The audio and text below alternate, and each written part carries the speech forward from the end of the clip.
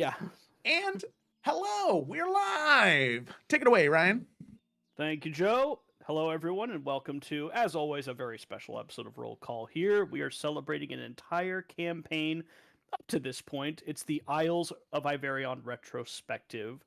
Joe, we had 101 episodes, 101 sessions. Yeah, it's Uh, crazy. Telling me, we were man. talking about it earlier. We hadn't done the math, but even in just the last two episodes alone, it's over 11 hours of content. Mm-hmm. So rough math, like if that's two episodes, 11 times 50, 550 hours of content. I know that doesn't check out because there's some 3 or 4 hour episodes, but for sake of argument, 550 hours of content. Yeah, it's a lot. It's a lot of content. It's a story that's been going on for 3 years now. Mm-hmm. 3 years. Yeah. Yep, 3. So, funny thing, I know people in the community kind of know the story, but Isles was not meant to be a full long-running campaign. No, it wasn't. So yeah, there was this campaign that was happening that I had joined in the tail end. Maybe I'm the one who ruined it. You know, it was my negative energy that absolutely shattered it. But it was called Legends of Promise, and it was DM'd by this fantastic storyteller. He's an inspiration to me. His name's Kit, and it's one of those sad D&D tragedies where like life happened and people couldn't play, and the campaign kind of fell apart. But you had these people, Kayla, Gemma, River, and a couple of others who loved playing D&D at the time, and they wanted to keep going. So I was like, well, you know what? I'm a DM. At this point, I was DMing Athera and Salamander Coast, but I was like, I can do a short campaign. Just like a short one, just like a little kind of silly short campaign, maybe like 8 or 10 sessions. And I can just kind of fill the gap until people are ready to come back and Kit feels like he's in a good place to be able to DM again. You missed the mark a bit on 10 episodes. Just throwing that out there. And now it's 3 years later and the campaign's still going on. So, So I want to focus on that because I don't think I've ever asked you this, but when it was supposed to be 8 to 10 sessions, this is kind of a multi-part question. One, in your mind, like, what was the climax of that story going to be? Like, who were they going to face? What was going to be the bad guy in the resolution, hopefully? And then secondly, at what point did you decide, no, I have something here. I want this story to go on longer and I want to keep going? Because obviously something changed. Mm-hmm. Yeah. So what changed was, this was actually before we started playing. What ended up changing was I whenever I start a new campaign, most of the time I send out a pitch document where players, I ask them, when they give me characters, they give me 3 character ideas, right? Or 2 or 3 character ideas that they would like to play. They talk about them a little bit. They give me like what the character would be good at, what their classes, their background, all that stuff. So that way I can decide what character I think would be the best fit in the party so far and in the campaign. I do the same thing for my players. So I'll send a document that has 2 or 3 campaign ideas and be like, which one sounds most fun to you guys? And in this scenario, I included 4. I included 3 that were short campaigns that like were nothing campaigns, super easy.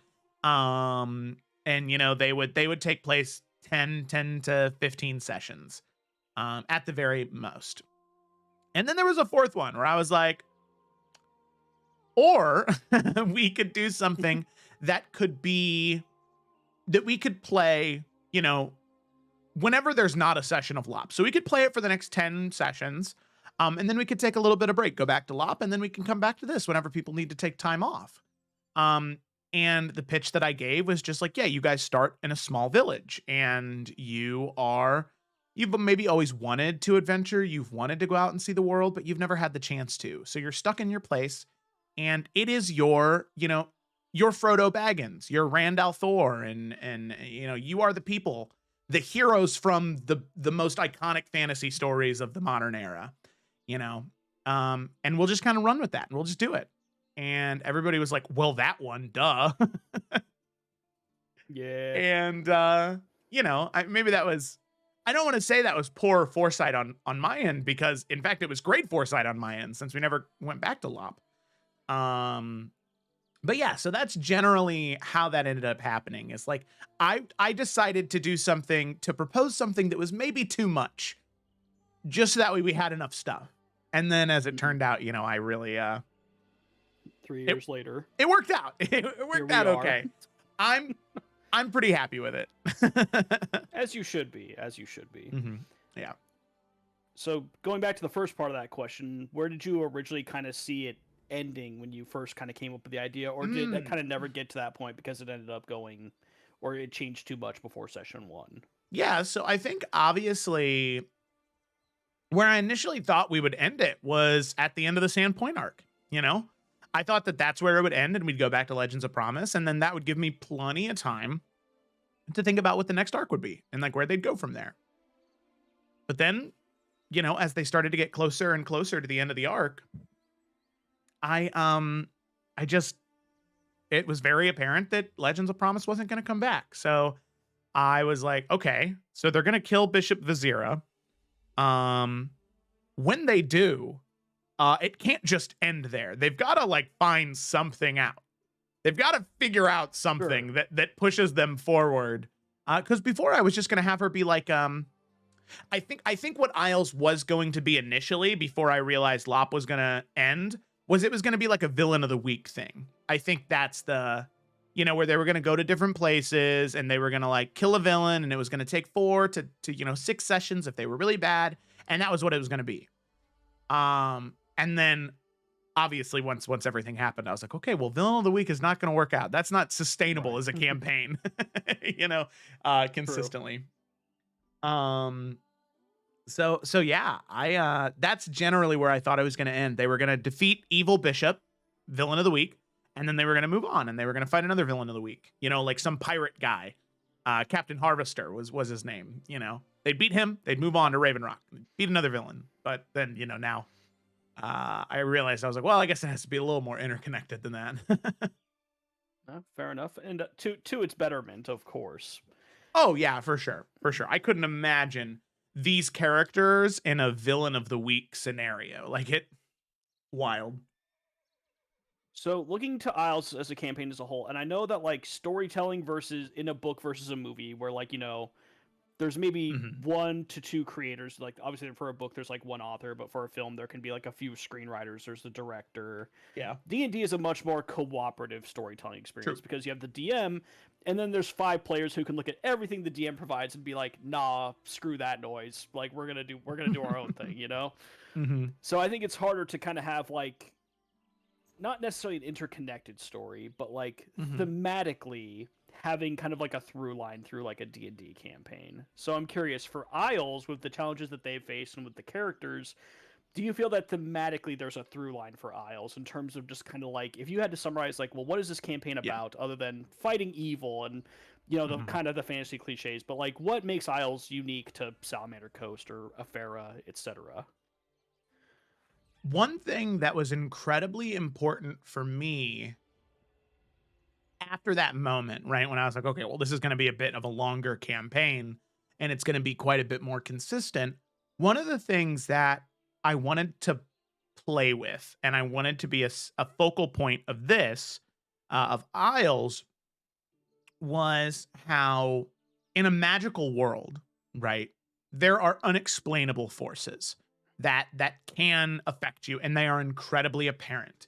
You know, it's not like in our world where somebody's like, oh my God, I found a imprint of Jesus on my toast. That's a sign, you know, like it's not like one of those things. It's, you know, it's like literally the water is talking to me, and it's like there is a face and there are ravens that are talking to me, and it's the goddess of death. You know, everything is so much more visceral and real.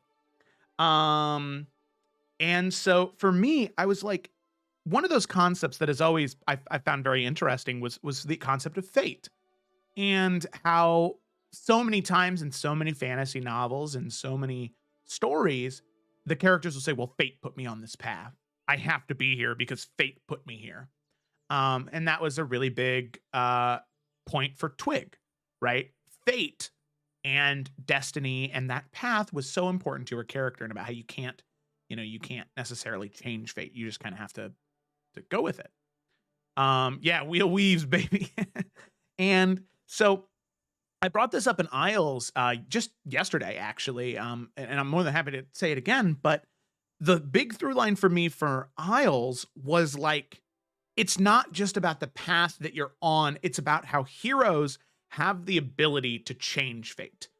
Not just because like they fight against it, but them being somewhere changes the pattern. It changes the weave. It changes the world wherever they go.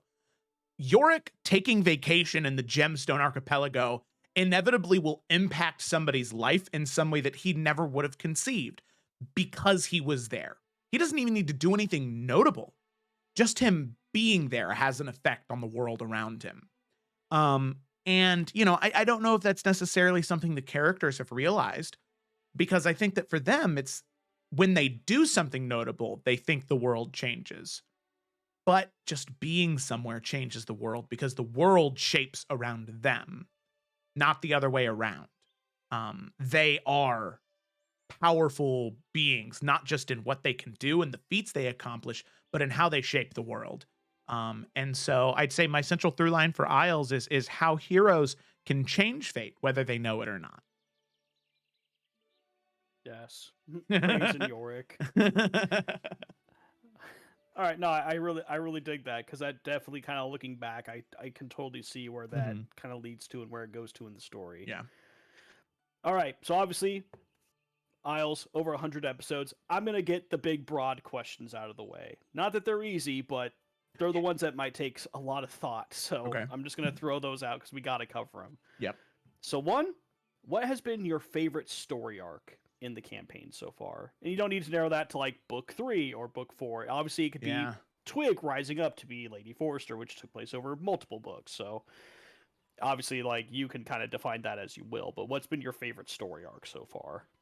Okay, so I know we're going to talk about my favorite moment for each one of the characters later on, not to spoil it. So that's why, in case you don't hear your character's thing right now, don't get offended. But I'd say the one that I enjoyed the most, arc-wise, the Astral Sea was by far the most fun I've had as a DM. Just absolutely pulling on my instincts of wacky and insane. And I'd say my 2 highlights from the Astral Sea would be the City of Pain, because of the moral quandaries that the party was put under, and everything that had to do with the bottom feeder, I think was fantastic. But then in such a stark dichotomy from that would be the City of Yule. I'd say those two things together are my favorite things I've ever done in D&D, and the fact that they existed within 20 sessions of each other, 10 out of 10. Loved it. I genuinely, when you were describing the City of Yule, like, I'm not gonna lie, Joe, I have come to trust you over the years, where I'm just like, if Joe has a plan that he's excited for, I want him to go for it, because even though I'm like, I have no idea how this is gonna work, I always trust you're gonna pull it off, because you always have. So for the City of Yule, I was like, I mean, like, Santa Claus is actually gonna be there, and it seems like he's fully embracing this, like, necessarily like cliche, but, you know, like the elves and baking. Oh, it is. Just, like, it's a the cliche. very iconic imagery of Christmas. Yeah. And I was like, how is this going to fit into Isles? And again, my trust was well founded, because you made it work just so well. It just did. It's so weird that it just worked. Well, I love the fact that everyone got to, like, make little toys, and, like, it was such a good, like, character moment for everyone. Like, they got to make their own, like, favorite pie. Yeah. And, like, they got to carve out, like, their own toys, and seeing, like, what people, like, I'm going to be giving something to a child that will hopefully fill them with, like, wonder and, like, the magic of good in the world. What do I want to give them? Yeah. And so seeing what everyone did for that, like, I was like, oh, this is such good storytelling that I did not expect. Or, like, I couldn't foresee how it was going to happen. So City of Pain was great too. I'm just saying, like, I mean, I knew that was going to be awesome, because I was like, well, how do you screw that concept up? And you didn't. Yeah. And Bottom Feeder is an underrated Isles NPC. I really liked him. He was not, like, I feel like anytime I have an image of what one of your NPCs will be like, I'm always surprised, and I always like that. Like, I'm never just like, oh yeah, I can predict this guy's personality just based off of Aventahala saying 2 things about him. You know, it's like every time there's always more to each person. I like that. Everyone feels like they have their own shit going on, which in a place like the City of Pain, or anyone tangled up in the wheel and the weave, of course they have their own stuff going on, you know? So I just want to applaud you on that. Oh, well, thank you. I appreciate it. All right. Favorite fight that has taken place in Isles? That's a tough one. That's a really, really, really tough one because there are so many good ones. By the way, sorry, Joe, I'm going to cut you off Yeah. for just a second. I forgot to say, I see we have a lot of people in the chat, so if anyone has questions they want me to ask Joe or ask me about Isles, please feel free to put them in the chat, and I'll try to get to them if we have some time. Yeah. Just wanted to throw that out there. Yeah, Sorry, grill go me. ahead, Joe. Grill me. Let me have it. Yeah, so favorite fight. This is a real noggin scratcher, I'll tell you what. I have different favorite fights for different reasons.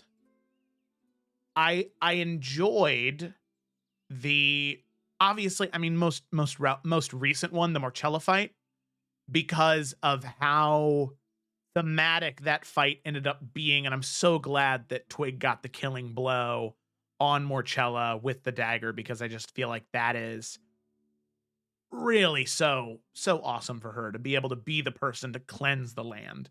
That's been my favorite most recent fight. I think for the record, Ryan loved that fight. Yorick hated that fight. That fight sucked for Yorick. Oh, hey man, fights also sucked for Morcella. She lost both of her arms.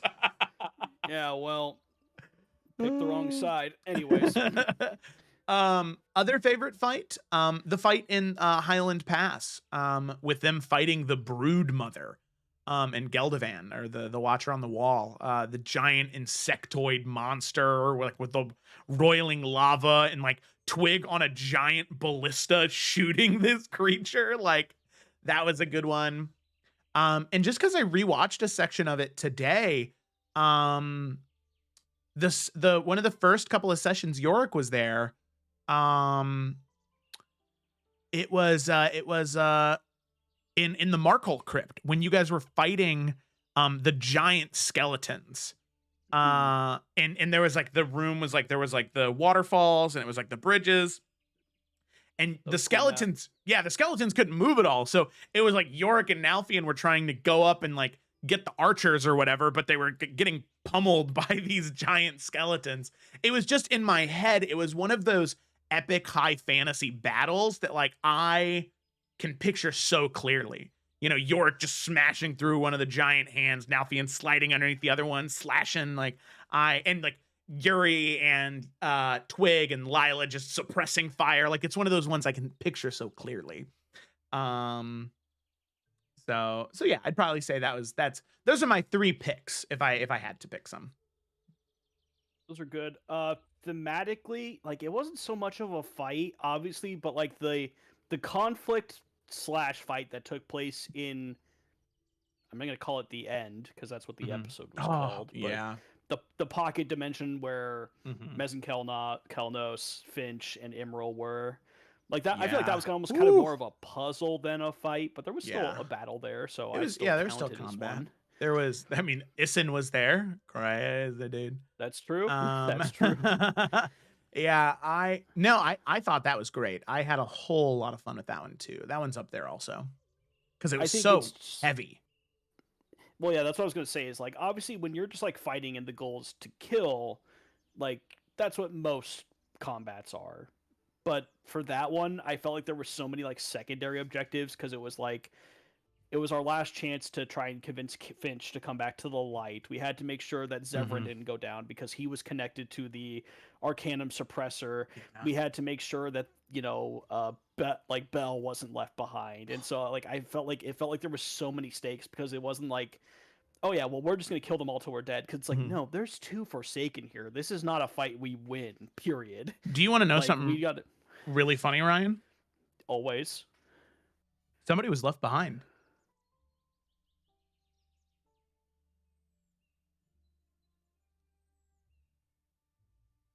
The Oracle was left behind in that pocket dimension.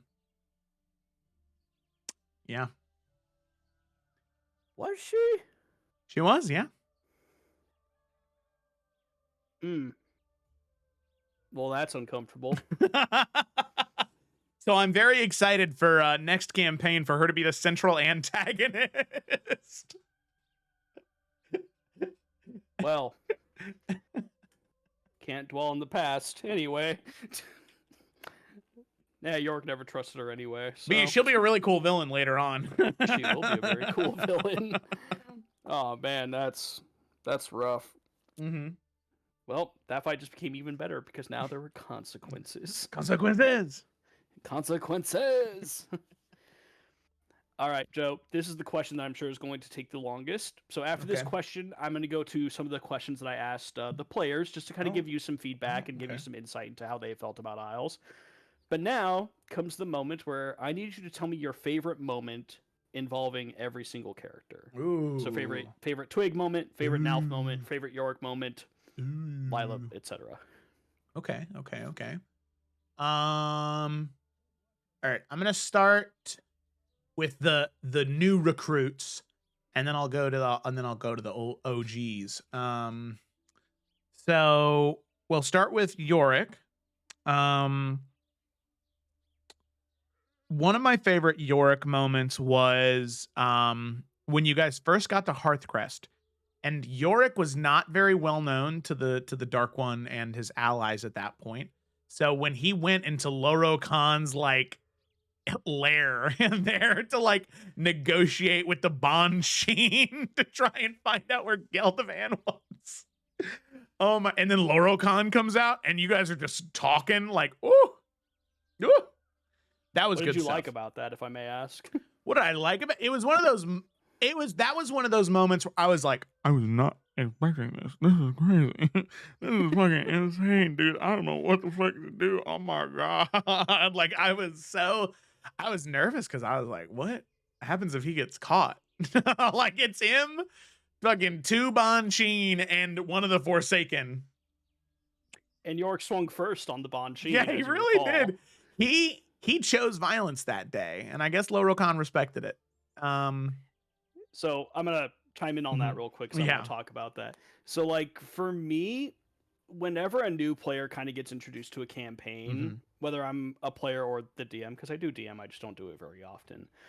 But I want to make sure that that player kind of has a moment to kind of show like, well, why are you here? Like, what can you do? Why are you trusted? I know Yorick had like obviously all the fights in like the crypt and all that stuff, but I wanted to show that like he can kind of handle his own and there's something kind of unique that he can provide. Yeah. And I mean, obviously in game it was like, oh, well, if these are dark friends, they're going to recognize Yuri, they're going to recognize Nalfian, but like I'm a nobody. So I really like that moment because I was like, I feel like this is a time where Yorick can step up. He can do this thing for the group by saving Geldovan, who, to be frank, he had no skin in the game on Geldovan. Yeah. He was doing it because he was told to, but there wasn't any emotional connection. But he was like, let me go in there and get your friend out because I can do it. And I can do it safely. And so I really liked that the party allowed Yorick to do that because, like, do you remember when in Evrand, it was shortly after Enid joined the group, and we had to survey the ship so that we could port glass onto it later. Like, that was one of the reasons why Gideon said, I think Enid should go alone, because Ryan, as a player, I was like, I really feel like Enid kind of needs to smoke the road to go in and do all this stuff, just to be like, oh, look what she can do for us, you know? And so, I enjoyed that moment with Yorick, because I felt like, you know, obviously everyone was very welcoming. It's not like I had anything to prove, but it was kind of nice for in the story to be like, oh, this is something this guy can do. Like, none of the rest of us could have done that. Yeah. No, so, sorry, I just wanted to chime in on that. Oh, no. I love hearing the insight into it because I think that's so interesting. I'll give another one just because it's a little more recent. I really did enjoy everything Yorick did with Marjorie as well, from the first tourney and then even in the second tourney, the tourney of the Green Lady. I thought that was just really cool. His conversations with her and the path he kind of encouraged her to go down. And that's such a small moment too. Like those were, I mean, the first one was a rather big moment with retrieving the spear, but the second one was such a small moment that you could have just chose not to have, but you took initiative to really make a story for yourself and for Yorick there that had a genuine impact on somebody. And I think that's so cool. Well, thank you. I appreciate that. I really like the Marjorie and Yorick dynamic. So I'm glad that I'm glad I was able to come back before the Green Lady tournament ended to where it wouldn't have made sense to find her and talk to her. So because originally when I had to take like my month off or whatever because life. Like originally we thought the tournament would be over before I came back, and I'm really grateful that it just ended up not happening. So yeah. yeah. Okay, so that's for Yorick. Lila. I think I'll do 2 for Lila as well, just because I have 2 on off the top of the dome. You gotta do 2 for everyone now. I know, if you do it for Yorick and Lila. So just as long as you're okay with that. We'll see what happens. Moment number 1 for Lila is the conversation she had with Belle in the college before they left for the Astral Sea. Because, I think one of the most interesting things that you can do in a D&D campaign, sure, you can have really cool action sequences and you can use magic in really cool ways. But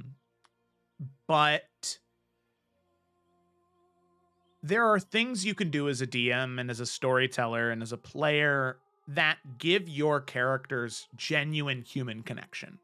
They're no longer fables, right? They're no longer these unobtainable entities. They become real people with real desires and emotions and with genuine love. And the conversation that Lila had with Belle was just so genuine and sweet, where it's like, Belle's like, you've always been better, and I feel bad because of that. And the way Lila approached that conversation was so sweet and so caring. And it's like, well, how can her sister be evil if Lila's going to approach the situation like that? Like how can we have that? Was there a plan for Belle to be like more evil and like serving to like the Dark One and stuff? Maybe not serving. Really know that. Maybe not serving the Dark One, but so the thing with Blackfire, the cotton sword, the blade, the sword, the sword, it exists in sort of like all time and all dimension. It is like an infinite thing where it will lean into you and it will lean into your desires and it will give you those things in the way that is easiest for you to obtain them. So for somebody like Belle, she wants to be stronger. She wants to be better. She wants to be better than her sister. Okay, well, the blade is like, all right, you can do that really easy. Make a pact with the Dark One, and you'll have way more power than she could ever have. And then, I don't know, you could, prove to her and prove to your family how much better you are than her by the easiest thing to do would be to, destroy part of the college. That'd probably be easiest. Oh, Jesus. If you have that much power from the Dark One, right? You want to, and right, that's the blade being like, all you have to do is promise the Dark One you'll destroy part of the college. And the college is a huge stronghold of arcane magic for the war against it. And so Belle would have had apprehensions, but when you have somebody that tells you like, hey, you want to be better, you want to be stronger, here you go. It's just this one step. Oh, and then there's another one after, and then there's another one after, and then there's another one after. But you get stronger. I mean, she was able to take on a graduate student as a, I think a high schooler, I think is what around Belle's age was. I think she was the same age as Twig. So like around 16. Right. And she was able to take on a 20-something-year-old because of the sword. I mean, when that happens, it's working, Yeah, you can't argue with the results. Yeah, exactly. So yeah, Belle was definitely meant to be a bit more evil. I think that before that conversation, she was going to do some bad stuff to the college before you guys left. So that way you wouldn't have had any idea that it would have happened. And then on top of that, when you guys found Emerald, had you not taken the sword from her, the sword was going to tell her to kill Emerald. Yeah. Well, that would have been spicy. Yeah, it would have been. It would have been. But you have Lila coming in with genuine human connection and care, giving that light. And Belle's like, well, maybe I shouldn't. Maybe I shouldn't lean into the sword. And that's why it's okay for Good Emerald to have it. Because the only thing Good Emerald wants is to destroy the Dark One, to end his reign of terror and destruction and hunger once and for all. Well, the Blade's not going to tell him to make an allegiance with the Dark One. That's not how that works, Like that's call a ceasefire. Yeah, truce. So Yeah, that was that. Yeah, Belle definitely was gonna have a little bit more of a darker story before she had empathy, which I think is a good life lesson also, you know? You can save yourself a Yeah. lot of strife from other people if you just are genuine and kind. Well, I think to jump in on this very briefly, like Mhm, that really speaks a lot to me because like my relationship with my older sister was not good for a long time. It's really mhm. good now, and I want to put that out there. But I feel like when you're younger, you know, you have such a limited view on the world, and it's hard Mhm, to not to think. It's hard to think about more than like just yourself and how you're feeling, you know. So like for me, growing up, it was really hard because like my sister was like, you know, not quite Lila, but she was like a straight A student. Like she had, you know, she did like a job and like volunteer work, and she was on the sports team, and like she did a lot of the stuff that I just, you know, I just wasn't mhm. there. I had other problems. Yeah. And so for me, it always just felt like no matter how well I did, even if I did my best, I just couldn't measure up to like Mhm. how good she was. Yeah. And it made me feel very just like small and isolated and just like, well, what's the point of trying if I'm never going to be good enough? Yeah. You know, which is not a good attitude to have. And thankfully, I grew out of it. She went to college, and you know, we both had a year apart, and just kind of realized who we were as people. And when she came back Mhm.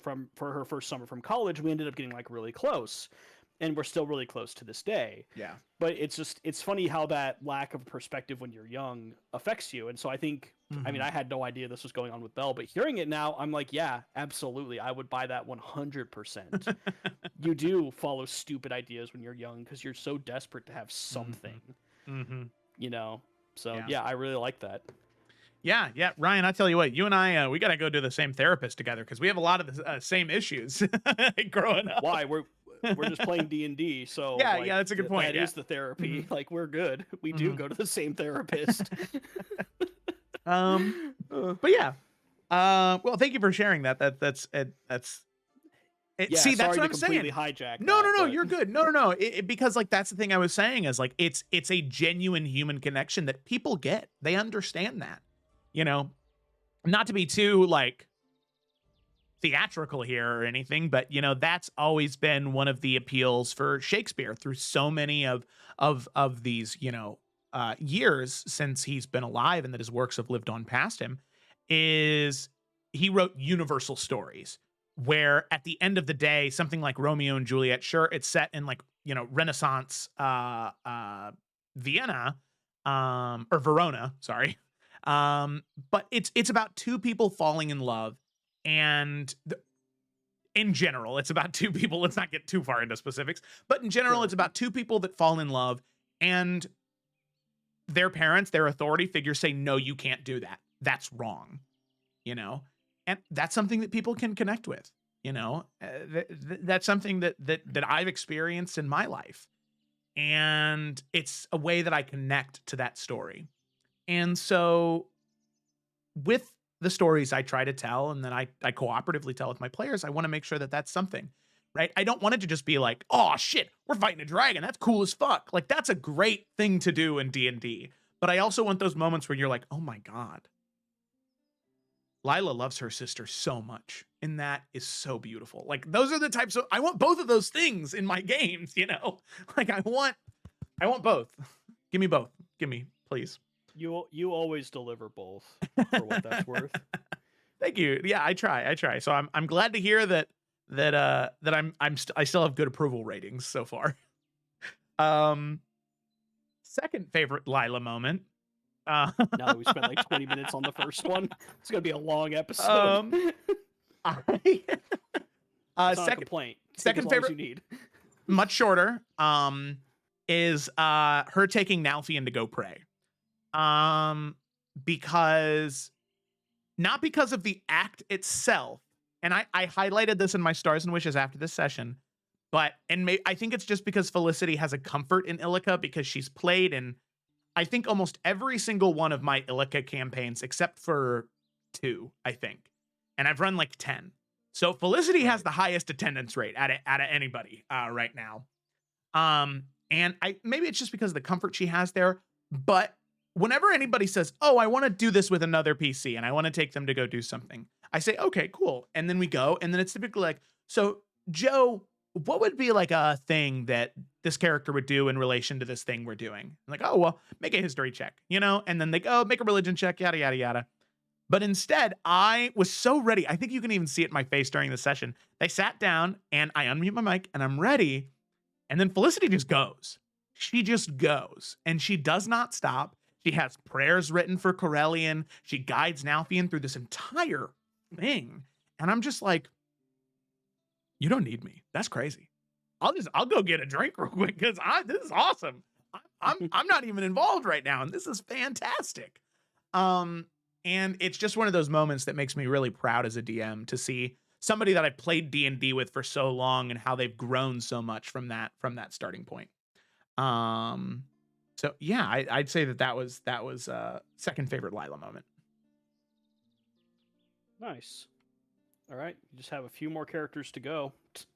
We'll go with Eurydice next. I think that by far, bar none, my favorite moment with Eurydice was her square down with Asmodeus in the skies above Wheat Hill.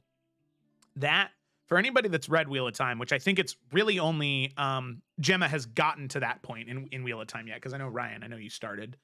But one of my favorite moments in Wheel of Time was at the end of book 2. There is this fight that takes place in the sky, and it's between one character and another one, and it is, in my brain, it is the coolest thing I've ever read in a book. Like, that I could picture, and it was just so fucking sick. And I was like, all right, well, yoink. I'm gonna take that, and I'm gonna use it. And so, you know, and the way that your River chose to, like, drive the conversation with Asmodeus and to push back against him and to finally say, how could you think I was this stupid? You're going to tell me a flat out lie that I know is a lie and hope that I just accept it? No, not anymore. And showing that defiance, breaking those chains, and finally embracing the Dawnbreaker and herself as the Dawn Bearer. I loved to see that. You know, a moment where you know, somebody tells at the core, tells an abuser, no, I'm done. I'm done. You can't lie to me anymore. You can't manipulate me anymore. That's it. I'm finished. And they push back and they're free. You know, they can move past it. And that's also part of the reason why I loved going to the Nine Hells. And one of the people that could take over would be Asmodeus. And it's like, well, no, of course Eurydice's never going to go for that. Why would she? But Asmodeus does make sense. So then the weight there is like, oh, do we go with what is probably the safest bet? Or do we go something with a little bit more resistance, but will give us better gains in the future? And obviously I know which ones you guys are going to go with, but I think that that's been my favorite Eurydice moment so far. Ooh, do you? Things might change. Things might, yeah, who knows? I don't know. I still think you guys are... That... Sorry, go ahead. I was going to say, I still think you guys are going to go with Mephisto for the leader of the Nine Hells. Oh, yeah, Mephisto? Yeah. I mean, think my so. money's still on Twig, you know, so... I don't know. I think it's so funny that Emerald brought up Bianca. That was really funny.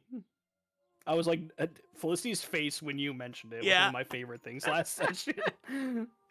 Oh, God. Because I caught everyone off guard. Yeah. It was just an idea, you know? He's gonna. It's just a suggestion. He's gonna go to talk to the Salamander Ghost next session, and Adarashi and be like, Bianca, I may have put your name into something, and I'm so sorry. They kept pressuring me to give them a name. What, Emerald? Before he finishes, just like she gets a sending. Hypothetically, would you be interested? Because everybody else is out of it up here. Like, we know nobody wants to touch it. Oh, that's cool. One of my favorite Yuri moments, and this is really dumb, but it's something I've always remembered despite how long the campaign has gone on. Her on the side of the... What's Heather Scott's ship? The Morning Star? Or the Southern Star. No. Southern Star, thank you.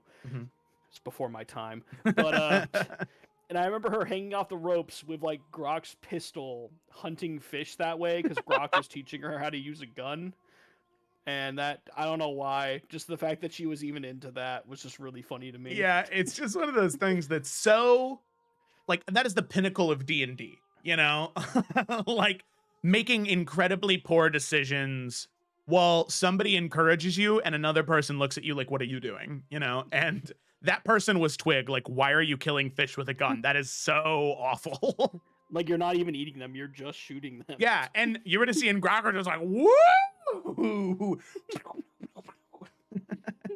Classic. Yeah. All right, 2 left. We'll do Nalfian.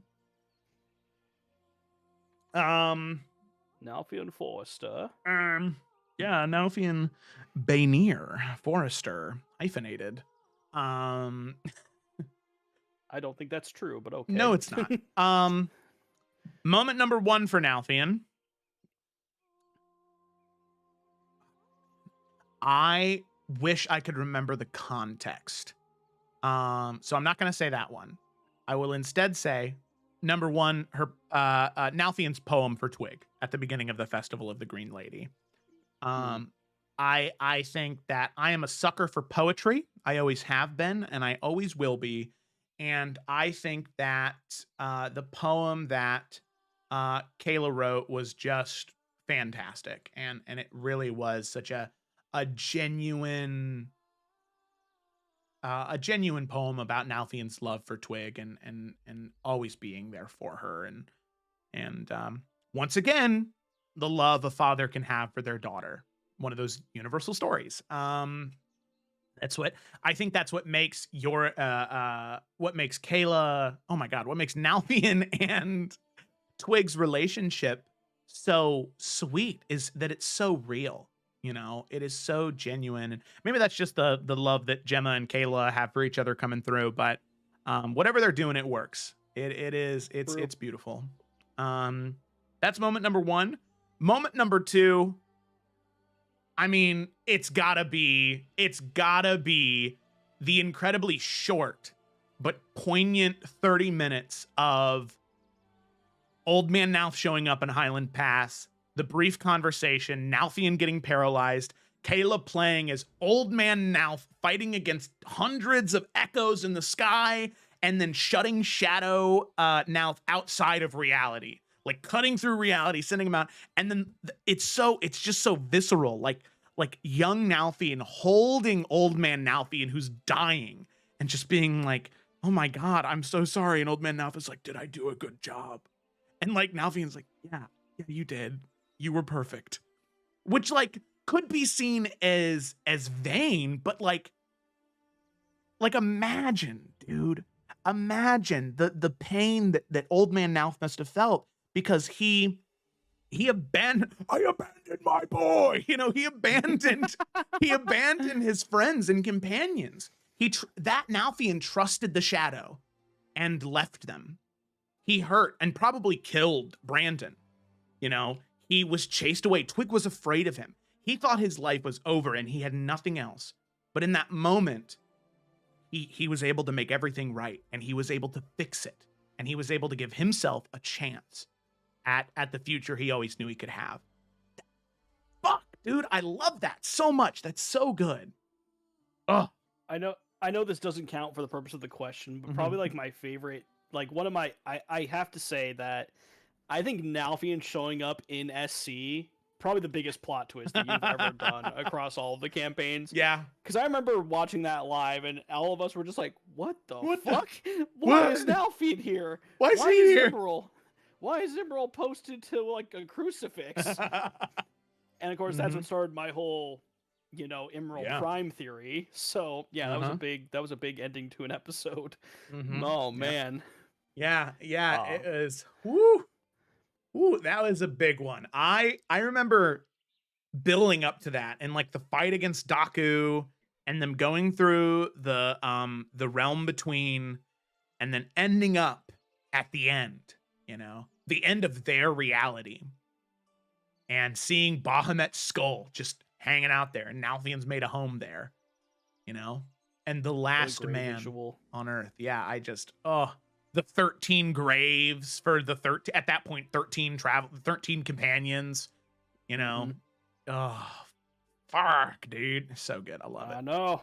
I love it. Crazy. All right, last but not least. Twiglet, yeah. Lady Twig Forrester. Lady MF and Twig Forrester. That is what they call her in the noble courts. I think 2 moments for Twig, easy. Moment number 1 would be the conversations Twig had in the Mausoleum of Souls. The first thing, interacting with her, like this twisted version of her mother, who was just saying these awful things to her, and Twig being like, I'm not going to listen to what you say because I don't believe that's you. I don't believe it. And her being so afraid, but being so brave at the same time and willing to push through and walk away. And then obviously the moment with Morchella is by far one of the funniest things I think that's happened to Twig. That's just sad. Oh, that was so bad. I felt so bad for her. Oh man. When Morchella's literally like, you should feel embarrassed. It was like, damn, like, leave her alone. So to go from that, the biggest heartbreak of her life, to the biggest embarrassment of her life, to a moment of a genuine pride and joy, being able to have that final moment with her mom, like this actual memory, this actual spirit of her mom, and to be able to get closure on that. I think that was important for a lot of the player characters at that time, to be able to get that closure and to be able to have those connections to people. And I I think is one of my favorite Twig moments, is those string of events, because I think they encapsulate a lot of what the core of her character is, and I really do love that for her. Moment number 2. Oh, I just had it. Oh, duh. The Kingdoms and Castles tourney. Hey, there we go. Because I love what Kingdoms and Castles is for Twig, right? It could just be the silly game that she plays, and oh my God, she's a teenager and she's got her obsessions. No, it's how she learned how to be a leader. You know, it's how she learned what it means to make important decisions in relation to her kingdom and her people. And I just think that is so fun and so cool, that an offhand comment I made 3.5 years ago in a Farah about how Thomas Myanthes wouldn't open the door to his carriage to give the bandits his Kingdoms and Castles cards because they were more valuable than the materials he was transporting, turned into this cornerstone of a character. And I love that. I love that so much. And her getting to meet Alec and Morning Light and got to have a conversation with them because she won. Defeating Sven with the Varnast card. Yeah. Oh, God. You know Varnast laughed at Sven when he heard that story. Oh, you know he did. Oh, he did. Like, oh, God. One of my favorite Varnast moments was when they played and everyone in the chat was telling me to throw to let Sven win. And I was like, no. 1, totally out of character for Varnast. 2, no one wants to have pity taken on them in a competition. Yeah, exactly. And then I love after it, and Sven was like, wow, that was an impressive play. And Varnast was just like, I thought you were really good at this. Because he won like 3 in a row. And I was just rolling so poorly in those checks. Oh, man. What can you do, you know? Sometimes the dice have their own story. Yeah. I'll never forget Morgonix rolling 3 natural 1s on the same check. Like, boy, oh boy, where the dice god's just like, no, absolutely not. That clip plays on repeat in my head some days. When I feel like I'm having a bad day, I remember that and I feel better. You know? I'll just never forget my outrage. I was like, you know what? I'm going to give you inspiration. This is an important moment. I want you to have this. And then I see the 1, and you just can hear me audibly going, what? Like, I can't believe I wasted this. Oh anyway. God. Oh, sorry. All right, so Joe, you've done a lot of talking and a lot of thinking, so I'm going to have you sit back for a little bit, because I asked several questions to the other Isles players. Okay. Many of which you just answered, so there might be some repeats here, but I asked them what their favorite overall moment in the campaign was. and their favorite involving their character, which some might be the same, but we're going to go over those right now. Who do you want to hear from first? Let's do it in the reverse order. Let's hear from Gemma first. Gemma! All right, have to scroll up here. All right, so question number 1. What is your personal favorite moment from the campaign overall? Her response, honestly, an impossible question. There's more. But, okay. yeah. Oh.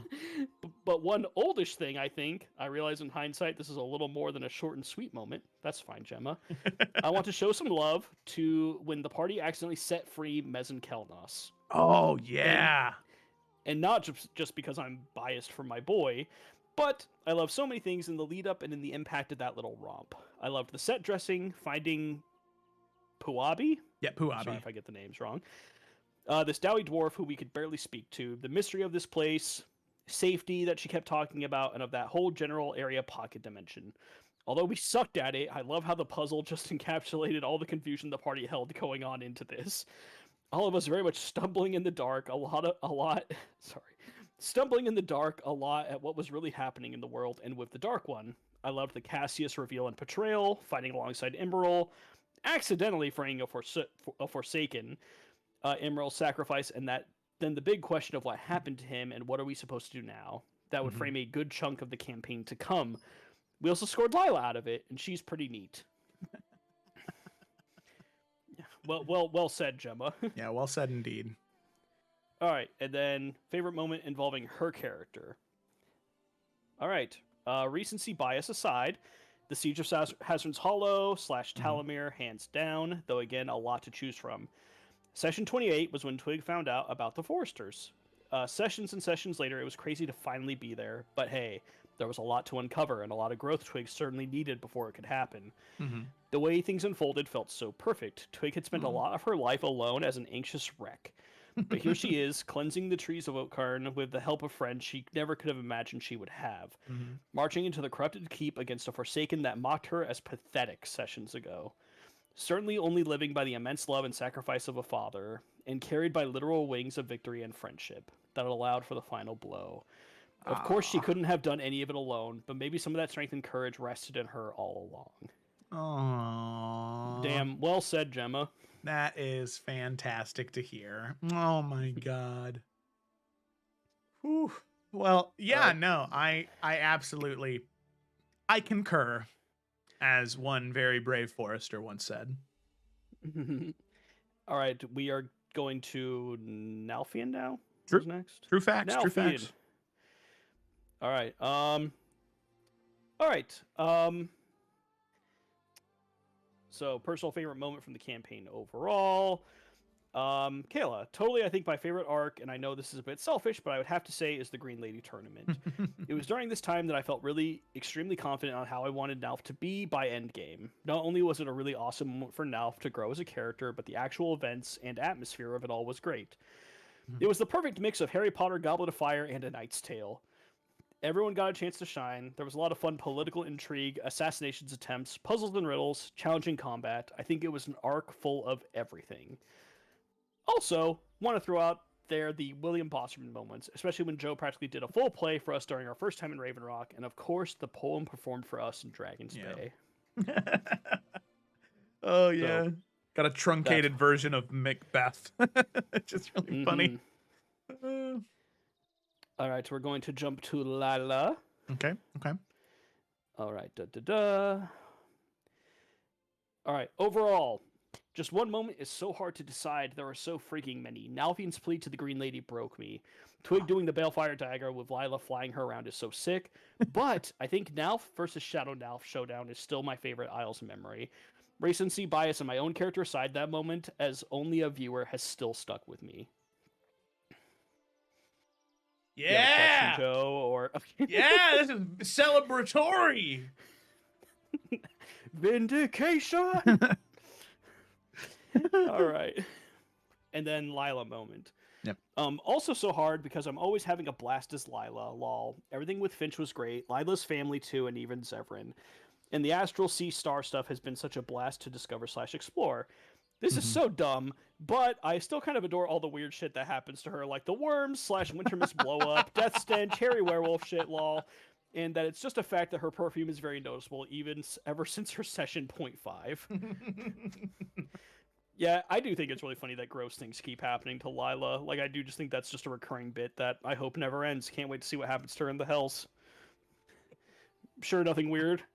I'm telling you, there's one thing, because ever since the first thing happened where she started to grow hair like a werewolf, it has been my mission to every once in a while do something that Lila would find absolutely repulsive. And in one of the combat encounters, oh yeah.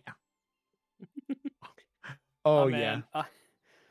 One of my favorite exchange between characters is when Lila starts to stink like a corpse and she's freaking out.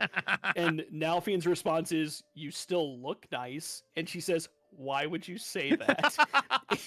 And Nalfien just saying, "I don't know how to help." I was like, every guy has felt that, where it's like, I don't know what to do. I know you're upset, but I have no idea what to say to help. Oh my god, yes. But it was just such a... because I was just a viewer when that happened, but that was so funny. All right, then it's me. Ooh. Favorite overall moment, I think the Highland Pass arc has always, I don't know, there was something about that where it's like Isles, I felt like Isles hit the ground sprinting. Yeah. To where like everything in the campaign just felt like it worked from day one, but there was something about the Highland Pass session that just really, really worked. Yeah.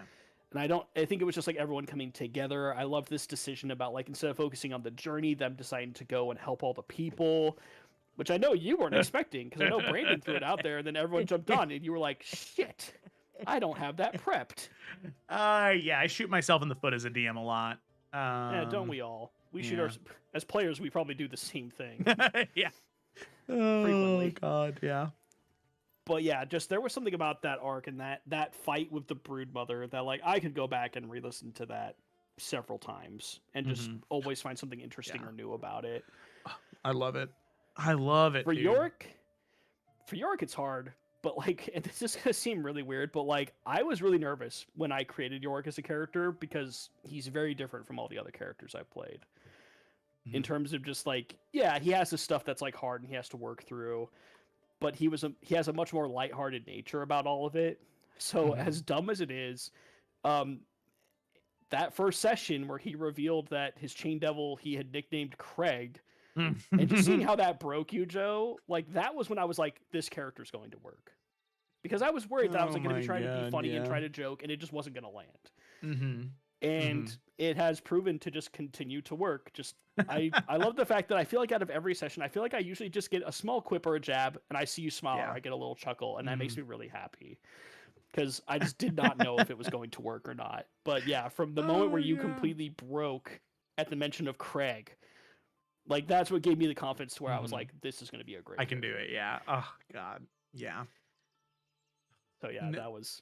No, definitely I think one of the moments I've laughed as the hardest I've laughed in a moment caused by a player that wasn't a player saying just a joke, or making a joke about something that had happened, but just a genuine funny moment that somebody had done in character, in game. It's definitely in the top 3. I don't know what the other 2 are, and I don't know what order, but it's definitely one of the highest ones. Oh, you mean that moment with the chain devils? Yeah, that Sorry, moment. I thought you were going to say another moment. No. That moment is definitely up at the top with the chain devil. Like oh my god. See, but I love that you got me back for that by eventually, because it had been almost a year since Craig had been introduced, and finally to learn that his name was Call, and to have that be in Yorick's 0.5, where he's genuinely so annoyed, but then later he acknowledges it's actually pretty funny that he did that. Yeah. Yeah. Oh man, I love that. Just the absolute look on your face. Like sometimes if I just need a laugh, I'll pull up that little YouTube short just to see your reaction. On a serious story moment, it's hard because despite the fact that there hasn't, like, the Nine Hells arc is the first like really, really big focus for Yorick in terms of the arcs.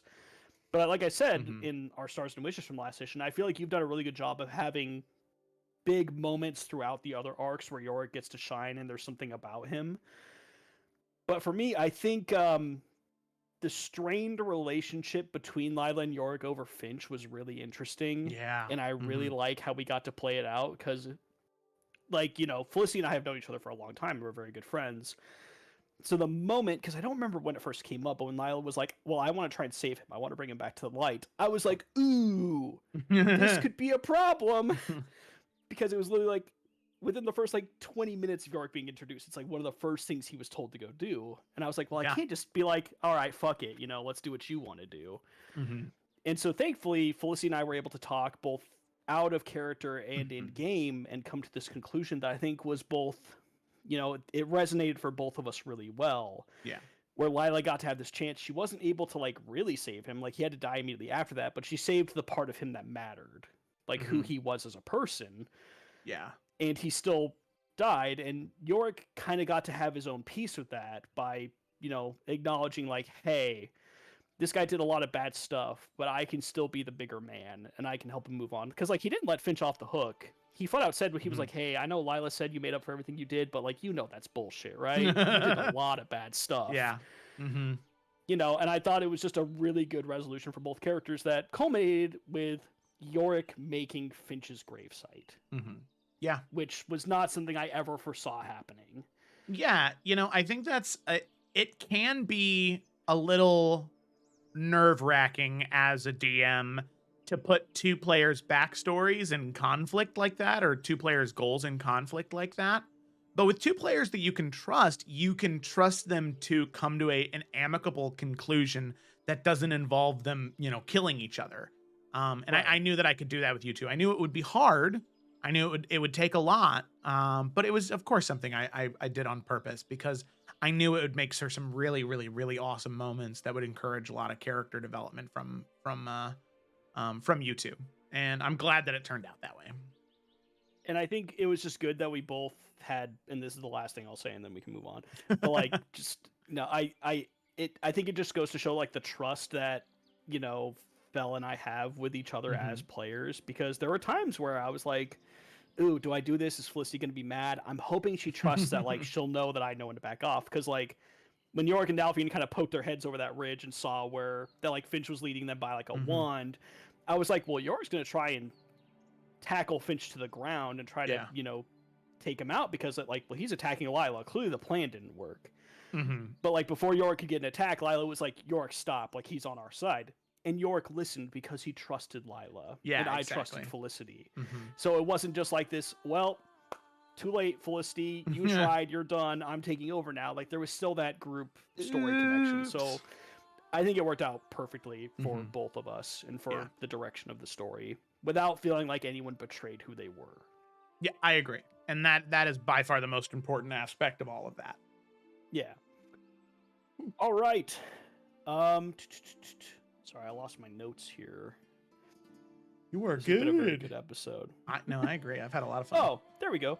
Okay, so, right, I have some questions from the other players directed towards you. Oh. So I'm just going to pick at random here. Starting with Kayla, she has 3 questions. Okay. If you could go back and change one thing that has happened in the campaign so far, would you? And if you would, what would it be? Oh man. We're gonna choose to exclude divisive things from this, because of course there are things I would choose to change if I could.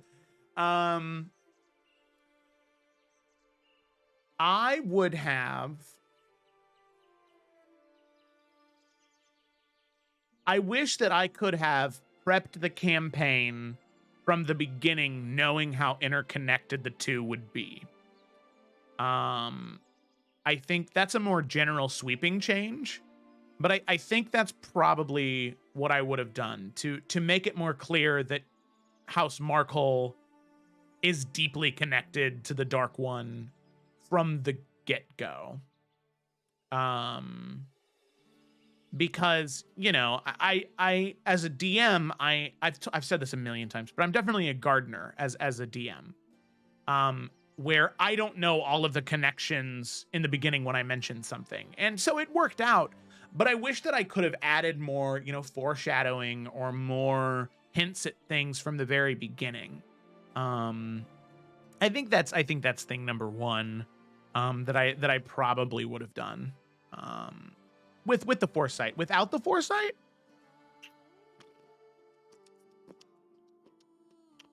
I'm pretty genuinely happy with how the campaign has gone. I can't think of a moment off the top of my head, that I would want to change. I mean, no is a totally acceptable answer. Yeah. Just so you know. Yeah. I know it's boring, but it's an acceptable answer if that's how you feel. Small thing. I would not have written so much lore for the Thoralian Island right before Lila joined the campaign. Because I made so much lore for this island, and Gemma and Kayla both wrote it down like it was, like it was a biblical, like this was information they needed to know, and they were there for 2 sessions and then left and then never gonna go back. I also I would have scrapped the entire subplot of the island of Altenian. Which, if you don't remember that, I don't blame you, because it was the island where there was the Dragonborn with the wings. Yep, and the strength-based bow, like he was the fucking Anor Londo Knights. I hated that guy the moment you described that bow. Yeah. And I would have just scrapped that entire arc, because, it's one of those arcs where I had an idea for something and I thought it would have been cool, but then as I was executing it, I was like, we should have just continued with the story. That it didn't really cause anybody to grow. It didn't really do anything to the story as a whole. It was just kind of a lore moment, which is cool. Nothing against that at all. But it's one of those moments where I think retrospectively, if I were to run the Isles campaign again, I don't know what that means, but it's a moment that I would skip. It's something that I would choose to just head straight to the Thoralian Island so we can get to Lila and then, get to the Mez and Kelno stuff. Fair enough. Mm-hmm. All right, and then still on Kayla. Where do you picture some of the party members who are no longer with the party? Ooh. Number 1, Izzy.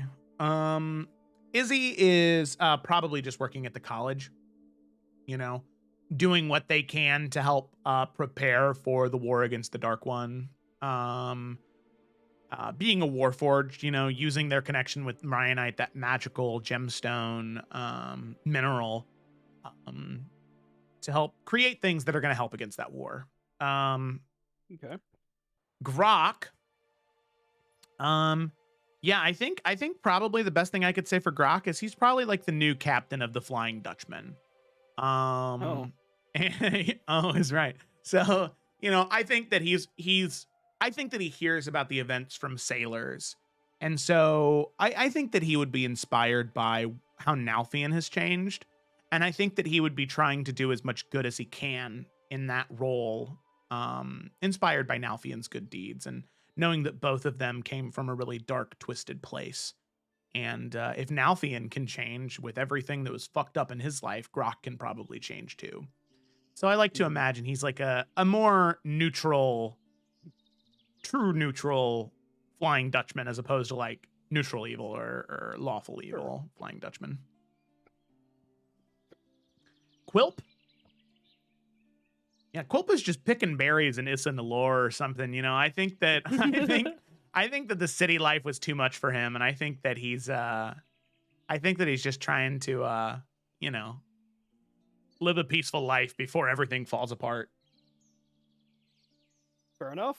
That's what I'd say. I think that's everybody. I believe so. Yeah. I don't remember anyone else. All right. So this is actually a question that I had you prepare for, but Kayla also asked it, so it just worked out that way. Who is your favorite Isles exclusive NPC? Ah, yes. Okay. This is the other one. Isles exclusive NPC.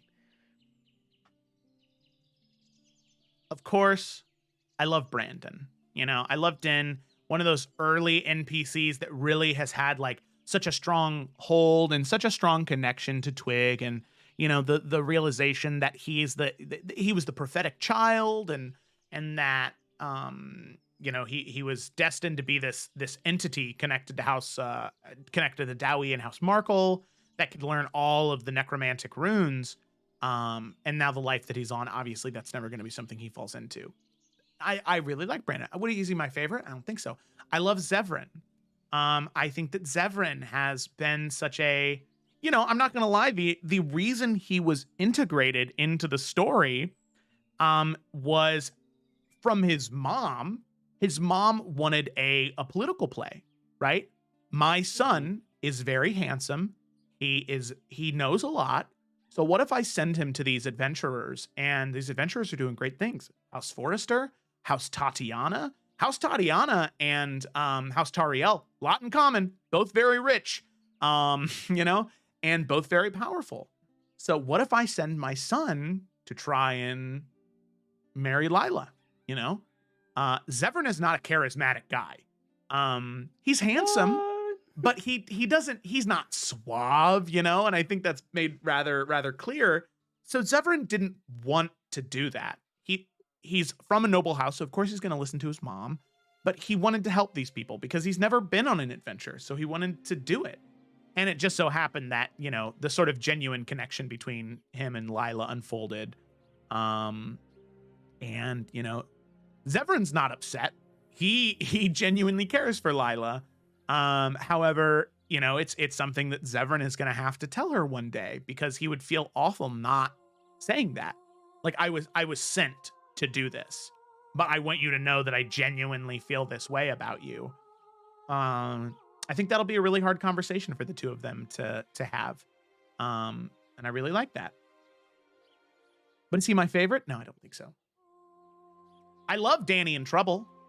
I mean, I got on the hoodie, The boys. I love the boys. I love the physical aspect of Danny, like embodying him, because he's so, in my brain, vivid. Like, I know how he would do anything. I can picture a Rocket Raccoon-like individual doing everything he does, except with a little beer belly, because that's what Danny is. Overweight Rocket. Like, that's all he is. But is Danny my favorite? No. Because you know who my favorite is? Who? It's got to be Blossom. I mean, come on. Mm. It has got to be Blossom because of everything she's been through with the party. And it can't be any of those other ones because their story's still unfolding. Blossom is an NPC who, in a very similar way to Brandon, has gone through a change, has gone through a beginning, middle, and end with the party. And Brandon is still fighting, for better or for worse. Blossom's done. She has retired. She's no longer a silent shield. She's done. She's spending the rest of her days at home with her wife, with her son, and they are going to be that way until eventually there's no other choice. When war comes knocking at her door, she will answer, but until that day, she's spending it with them. And the connections Blossom has with the majority of the party, the things she said to Twig about finding her happy place and building that grove in her mind to go to when she's scared, or the entire back and forth shitty relationship her and Nalfian have. I love it, and so Blossom is Isles' Keothi for sure. And the same amount of love I have for Keo is the same amount of love I have for Blossom. And those two gals, they stole my heart, and they'll probably be some of my favorite NPCs for a while. I think it speaks to the strength of your ability to DM, because we've all heard the horror stories of a DM NPC. Yeah. We've all heard them or experienced them ourselves, and they are not fun. Mm-hmm. And I love the fact that Blossom and Keothi, despite being DMPCs, they feel like PCs, but in a healthy way, because they're layered enough. Because I feel like that's the problem with the DMPC, is either there's too much attention on them and like they're so important to the story to where it's like we don't even feel like the main characters anymore, or they're just there to give tasks, give exposition and then they're not there for any other reason, to where it's like, well, why are you even here? Mm-hmm. Yeah. And I feel like Keothi and Blossom have, and Zevran, and like a lot of those characters that have stuck around for a long time have really hit that balance perfectly, to where, you know, we can ask Zevran questions, but it's never like, well, this important subject came up, better go talk to Zevran because obviously he knows, you know. Yeah. Like that, it never feels like we have to utilize them, but we're encouraged to like make these really nice moments with them, and they feel real. Like we want them to be happy. So yeah, just I completely see where you're coming from with that, because like Blossom feels like she could have been someone's PC rather than just an NPC. So yeah, just wanted to chime in on that. All right, so that was it for Kayla. Let's jump to Gemma.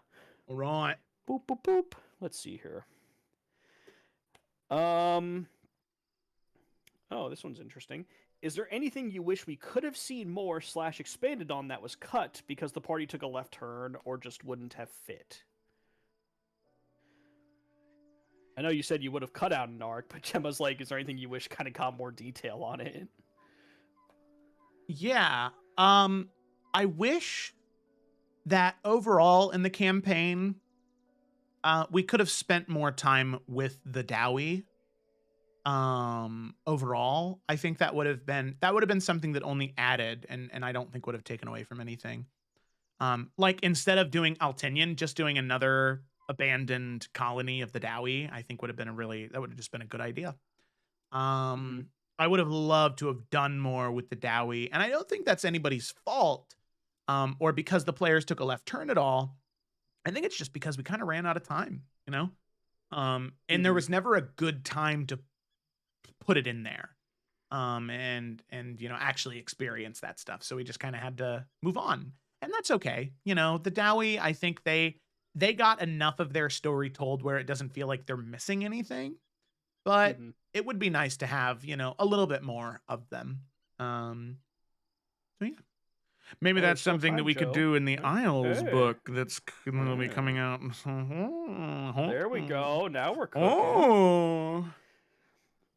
All right. Gemma, just for the sake of honesty, Gemma did also ask about, like, when did you plan on Isles becoming, like, a full campaign? What caused it to change? She did ask that, too, just as a heads up. Yeah. All right. Felicity. What do you hope for each of the PCs? Is there something you would think would be cool for each of them to strive for? What do I hope for them? I just want them to be happy. Hang on. Gemma, I acknowledged it. What do you mean shake your head? I could have said nothing, and no one would have ever known. There you go. Well...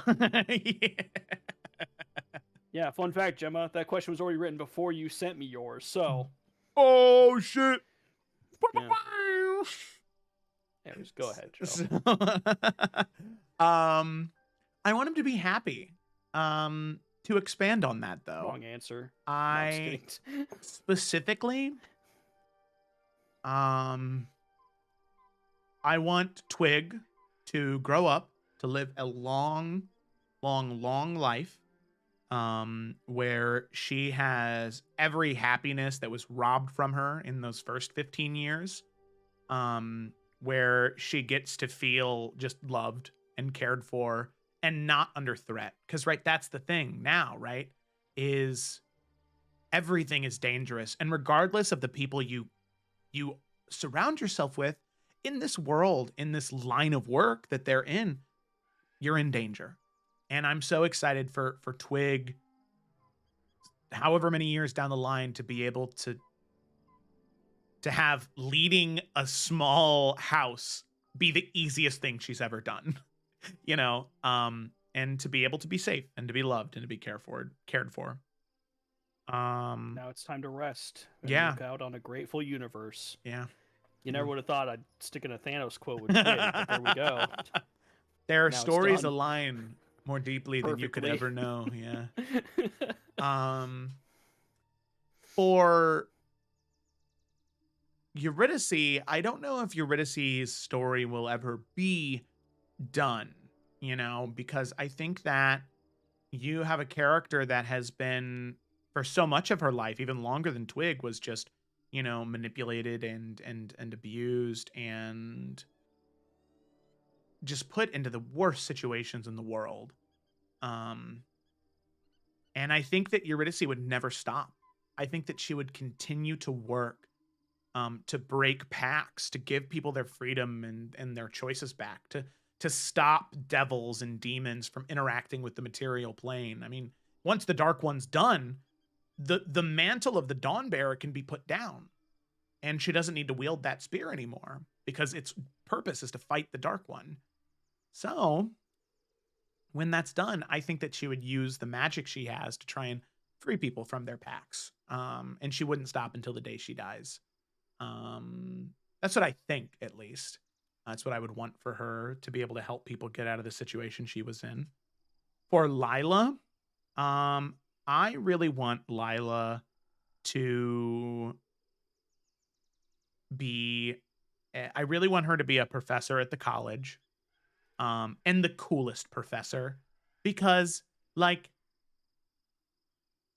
imagine, you go into your AP chemistry class and your professor is Albert Einstein. Like, that's the vibes, right? Like, it's the guy. it is like, oh my God, the heroes of legends are my, one of the heroes of legends is my teacher. I think that's so cool.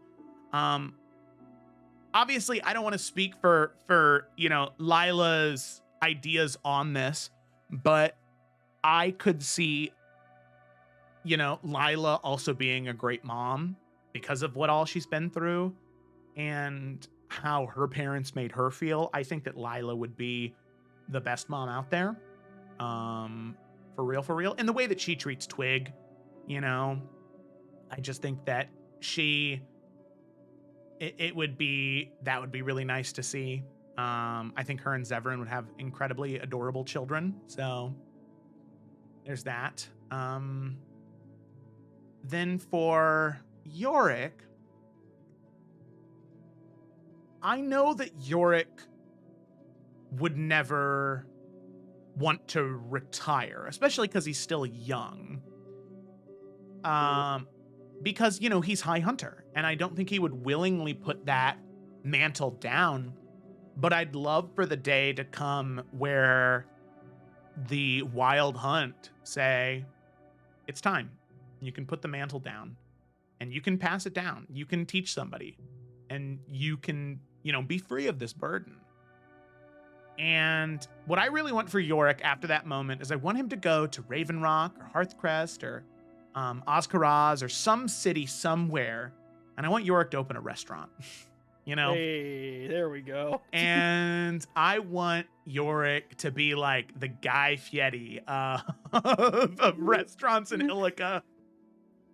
Because I think he would be, I think that he would be the cool chef that everybody would talk about. Who gives a fuck about Gordon Ramsay or Bobby Flay, dude? I want Guy Fieri. That's who I want. Your cooking techniques are mundane, and the ingredients you said, bit. Does it taste good? Shut your mouth. Do you have a raccoon as a head chef? What about it? You washed his hands? Oh God. He doesn't have stupid questions, unlike you. So banned for life. So exactly, that's why I would love to see that. And then finally for Nalfian, I think his is very similar to Twig's, and I think that's why the two of them have such a strong connection. Because I'm excited for Nalfian to be done with the Baynirs. That they are dead and buried and gone, and he never has to worry about that part of his life coming back up again. He can bury the hatchet, and he can finally move past it. And he can now be Nalfian Forrester, no question. There is nothing else that can tie him to that past. He can live out his life. He can watch Twig grow and become this beautiful lady, and he can know what that feels like to watch, a daughter grow into an adult. And then, I'm very excited for the day when Nalfion is in his final days. And he takes that long ride back to Traverse, to the Green Lady's Grove, and he goes to the chapel and he says, it's time. And him and Dickon share one last look as Dickon fades into the Feywild, retreating to the Hall of Heroes, finally able to rest, and Nalfion takes up that mantle. And who knows how long Nalfion is the Green Knight for.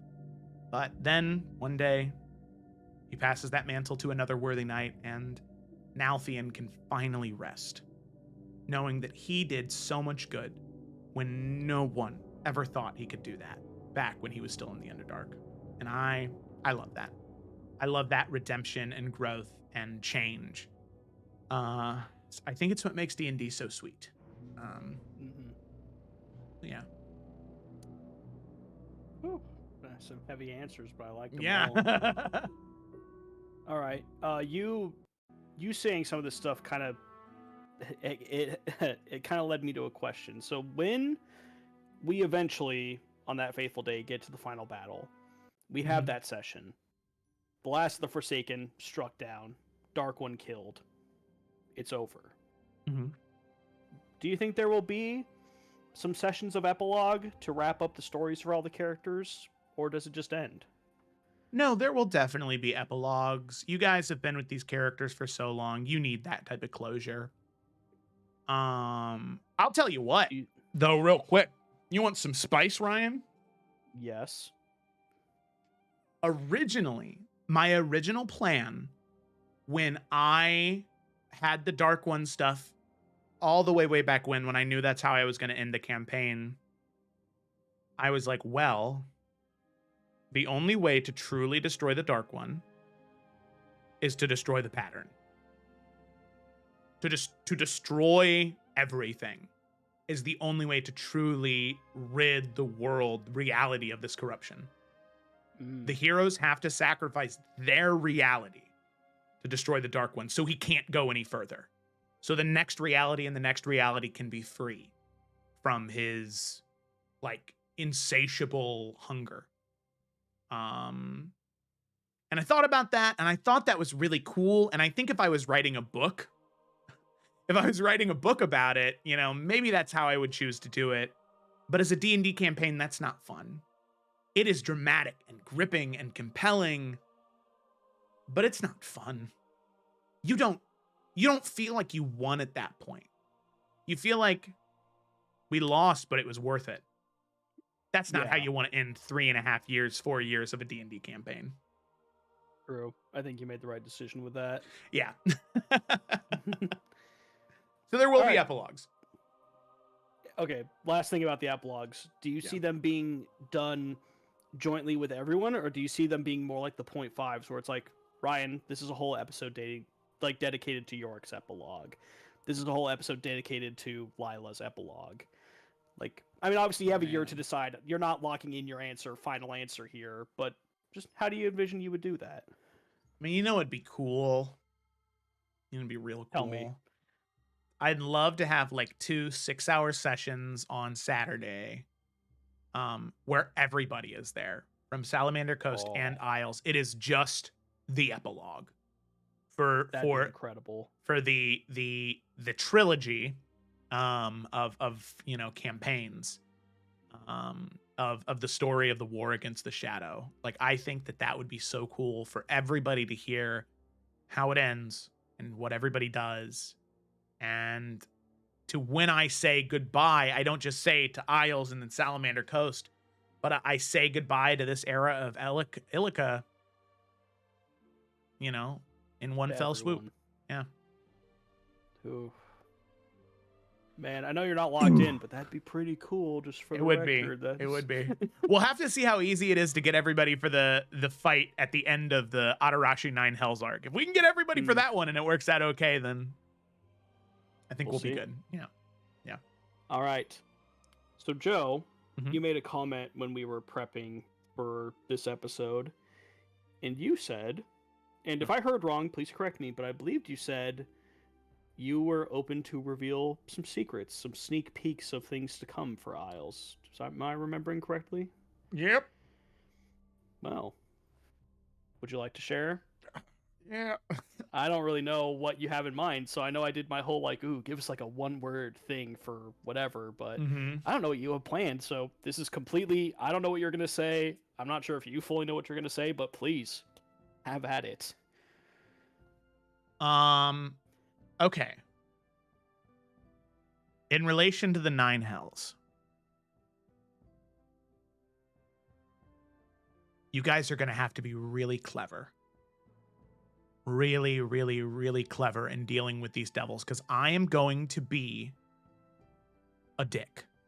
I am going to do everything I can to stop so I don't have to sign that contract, right? I don't care if I'm Levistus, if I'm Mephistopheles, I don't care who I am. I don't care how much good I want to do in the world. Fuck that. Sign my soul off? No, that's what I make other people do. I'm not a bitch, okay? I'm not some cow that you can herd. I am an archdevil of the Nine Hells. So you guys are really, really, really going to have to either A, use planar binding on everybody to force them, which good luck with that hour casting time. Woo! Or you're going to have to be clever. You might have to make concessions. You might have to add addendums to the deal. And you're going to have to be really careful with those addendums, because those addendums could end up, being the devil thing where they work in favor of the other person. Am I that smart? I'm sure as hell going to try to be, That's thing one. Thing two, I'll just say this. This will make no sense. 1v1 me, bro. All right, that's it for that one. Okay. And then come down. What? You won't. Send me your greatest warrior. Hey, Eric, look at me, bitch. Then finally, the last thing I'll say is the end of the arc. That fight that'll be happening at the same session at the same time. The Adarashi combat against Loro Khan and Draven Hunt, and the Isles combat against Glacia and a Forsaken that is at her side that you guys do not know yet. Don't know which one it is yet, but it is one of them. Plus whatever other cadre of fiends and demons and devils and corrupted humanoids they have.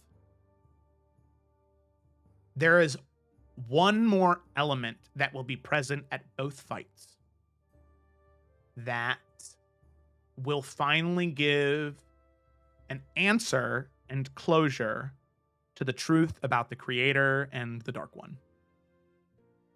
Ooh. Yeah. Ooh. Yeah. Because I think, I don't think I've heard anybody say the exact correct truth yet. There have been threads of correctness, but nobody's hit the nail on the head 100%. 100. 100. Not yet. All right. I have one last question that I meant to ask earlier before we go into kind of wrapping up the episode here. Yeah. So we had a session recently, kind of going into our last arc in Evrand. Big arc, but last arc. And we lost 2 NPCs that were very well liked. Yeah. So my question is, in Illica, we've done a very good job of helping people, saving people. And obviously, dice decide some of these things, but we can't be everywhere at once. Not asking you to name drop who, but are there certain NPCs in the campaign that you're like, I know when they're going to die. I know when the Dark One's going to claim some NPCs that are very close to the parties.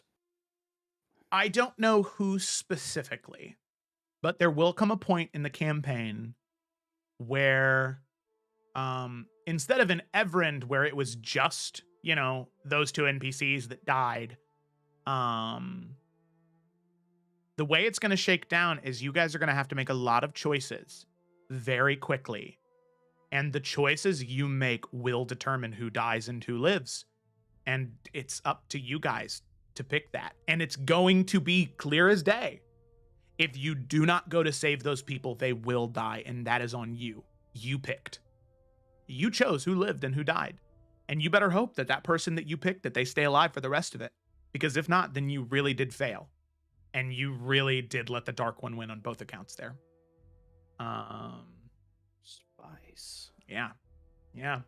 I'm telling you, man, the final arc, the war against the Shadow, it is probably going to be the shortest arc, but it is going to be the arc that is the most painful and gut-wrenching and action-packed I have ever done in D&D ever, and I really hope that I can live up to the hype that, that I'm building up for it, but I know that I can, because it's gonna hurt. And I'm very excited for that. I'm not gonna lie, I've been waiting for a long time for the Forsaken to have their leashes cut and to just go on a killing spree on several of the famous big people we've met. Yeah. Because I've been expecting it for a while, and I know it's coming. I know Paraido's going to just shoot someone through the skull one of these days. I know Malice is going to send 8 Bonsheen through the shadows to just assassinate someone while they're in bed. Like, I know that, like, something like that is coming. Yeah. And I'm excited to see how it plays out. Mm-hmm. All right, well, on that positive note, we are going to move into, the most popular section of Roll Call, which is, the appreciation section. Whoa! Obviously, we always have to end with that. Whoa!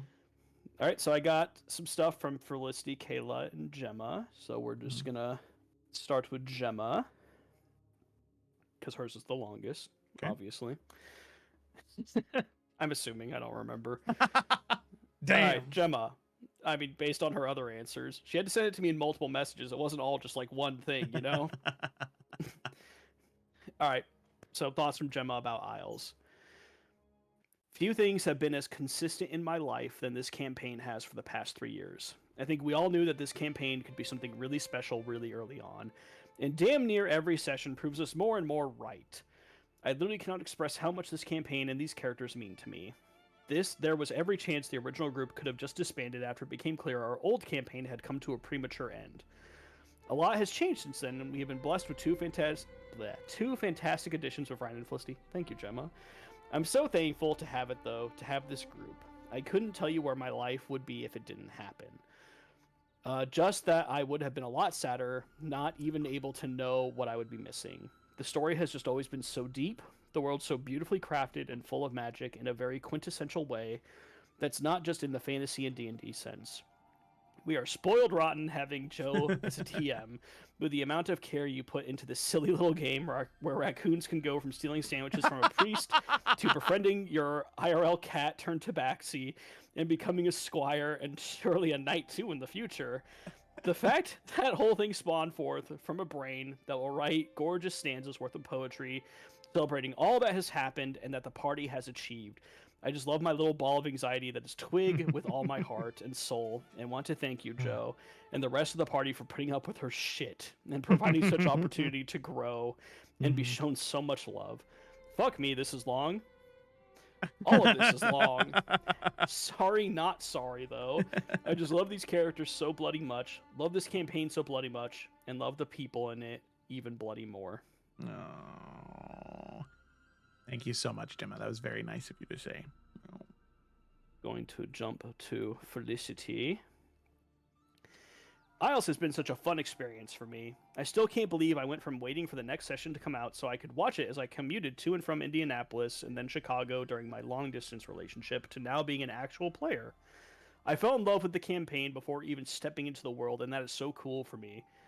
Joe, this world is so fun, and I never grow tired of exploring Illica. I remember looking at map version 2.5 or some shit hanging on the wall in the D&D room during college and thinking, damn, I want to go everywhere. Cam and I would talk about that a lot, actually, and I'm so blessed that I've been able to continue exploring Illica all these years. Each nation feels both different and harmonious. It feels like the same world for sure, but far enough from each place we visited. That was from Felicity. Thank you, Felicity. And then Kayla. Kayla. Joe jumped in and created this campaign right when LOP came to an end. Honestly, if it wasn't for that, I don't think I would be the same person or same player I am today. I grew closer to my friends and created stories that I never thought I would have. When life gets crazy, I know I always have Isles to look forward to. It's crazy how far it's come and how many roads we've gone down and paths we've crossed. Thank you, Joe, for giving Gemma, River, and I a place to continue our friendship and our D&D, but also for welcoming Fel and Ryan to join this story. I think the Isle story is something special and unlike anything else. Oh, wait, hang on. Felicity says I ended hers early. Was it in 2 parts? Oh my god, I am so sorry. It was, you did the response thing, so it was all in yellow, and then you typed more after that, so I thought it ended at the yellow. My bad. Let me make sure I finished Kayla's now that I'm super self-conscious about it. I finished Kayla's. Felicity part 2. Okay. Don't apologize, Felicity. I screwed up. All right. It feels the last sentence of what I did read from Felicity. It feels like the same world for sure, but far enough from each place we visited. It makes me miss Tarkir all the time, but I'm still not bored of Illica and Salamander Coast or even Afera. Rip tears. Same. So thanks for including me in these adventures, and thanks for making a place I'm always excited to escape to twice a week. Lol. No. And then I responded after that, so I'm like 98% certain that was the last thing. All right. She didn't say I missed anything, so I think we're good. Okay. Thanks, Felicity. Sorry about that. I mean, not that it's ever been a mystery to you, Joe, but we've had multiple conversations on roll call about how much you and what you've done with RWA means to everyone, so I'm not going to go over that. I'm just going to say my own personal thank you. I wrote something in the Isles private chat, after the session 100, but, when I had to stop playing Afera and Salamander Coast, it genuinely, broke my heart. Like, I had just lost my grandpa, and then because of work changes, I was giving up 2 more things that were really important to me. Bliss. Oh, okay.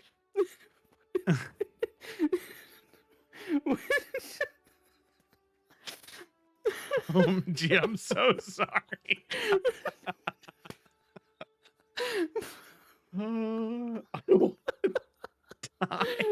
I'm sorry, Joe. I need a moment. No, you're good. Compose yourself. It's all good.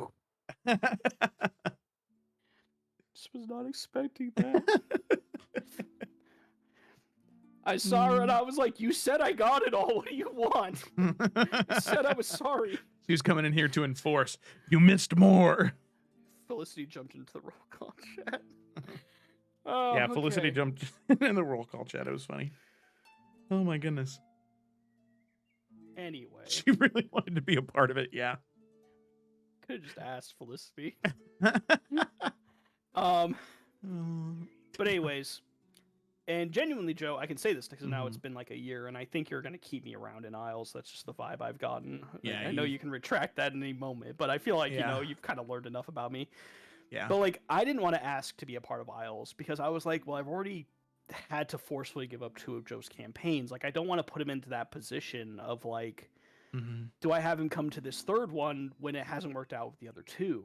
Yeah. Obviously, I wanted to come, but you as my friend, who I know puts in all this effort, I was like, I don't know if that's fair to Joe. And I just want you to know, it meant the world to me that when I was telling you the situation, and I was like, yeah, I have to work Monday through Friday now, it was like the first thing out of your mouth. Well, do you just want to play Isles if you're free on Saturday? There was no hesitation in your mind. Yeah. Where it was just like, well, let's get Ryan in. Yeah. He wants to be there. Let's make it happen. Yeah. And so the fact that, I went from being a part of, none of the campaigns to then joining Isles, I just want you to know that as a friend, when I was going through a really hard time and I really needed you, that meant the world to me to still be a part of this group and to still continue the storylines and coming up with Yorick, who is now one of the best characters I've ever created, and I will love him to death forever. So yeah, me too. I just can't thank you enough for the opportunity. And so just, thank you for that from all of us, because I know how important this game is to each and every single one of us. Yeah. And Isles is still going on, and we're going to create more memories and more stories, and I'm excited for the end. It'll be sad, but I'm excited for these people to have their journey and see how it ends. Yeah, I agree, and for one, thank you for saying that, Ryan. I do appreciate it, and of course, um, with everything that was going on, and I just love playing D&D with you. So I was happy to invite you into the game, and I'm glad that things have gone so well for so long. And to everybody, for Gemma, for River, for Kayla, for Felicity, and for you, Ryan, I just want to thank you guys for being some of the best players that oh, thank you. Oh, you're here. I didn't realize Hi, you were Kayla. home. Hi. Hello. Okay. We're just gonna get everyone in on this episode, Yeah. apparently. Heyo. But yeah, I think that D&D has such a beautiful impact on people's lives, and Isles has always been so special to me because it's the most recent campaign that I've started, which is crazy to think about because I started it 3 years ago. But Isles has been the campaign that every single session I have been excited to play and excited to DM because I've always felt confident about the game. I've always felt good going into it because I know each one of you, I could do anything and you would trust me and you would love it so much. And that type of feeling is so rare, not just in D&D, but in life, to be surrounded by people that make you feel good about what you do. And I can genuinely say for all of you that you make me feel good about doing this. You make me feel like, regardless of how wacky my ideas are, like literally going to see Santa and make toys in the city of Yule, it'll be a good idea. I love that. And I'm so thankful for all of you. And I will be absolutely heartbroken when Isles ends one day. But it just makes me so excited to see whatever the next thing we do together is, because it's going to be so fucking good. And that has such a small part to do with me and has such a big part to do with all of you. So thank you for that. And thank you for Ryan for doing this. And